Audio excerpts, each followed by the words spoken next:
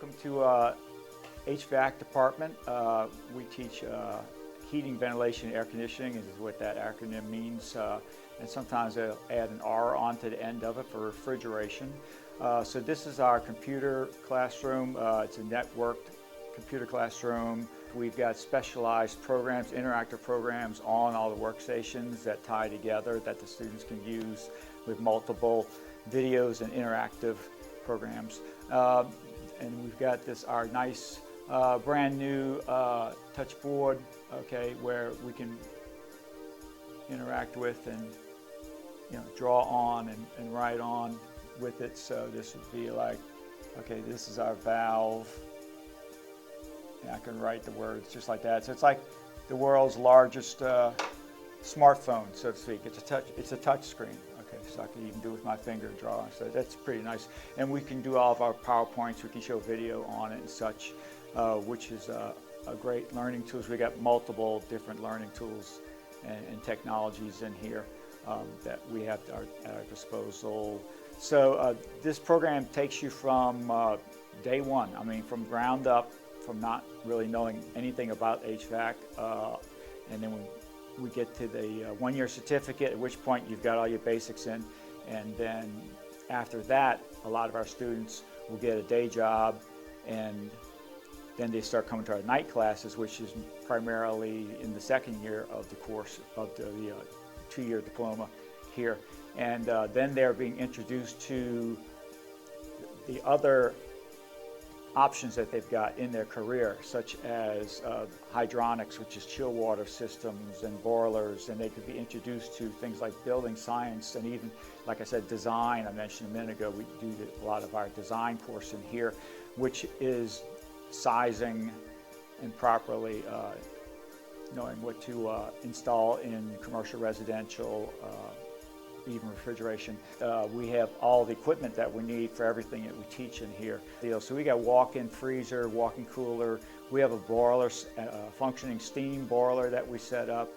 We have a chiller, water-cooled chiller that we actually use sometimes to cool the shop in case if our regular system breaks down. We have a computer room conditioning system, just kind of pretty much everything, because in the coursework, they get exposed to all the different parts of this field that you can be in, that you can work in. So their first year, like I said, they learn the basics of what applies to everything. The second year is basically all intro courses, introduction to, for instance, heat pumps, introduction to commercial AC, introduction to commercial refrigeration and such. And then now they've got a good grasp of, okay, this is what I really like, I'm going to go in this direction or such. So the purpose of the second year is a lot of that. They have to take a business course in case if they decide they want to start their own business, startup, and all the other elective type courses that are mandatory, like safety training, first aid training, things like that as well. The great thing about this position in this department for me is that I know that I can place students in a job.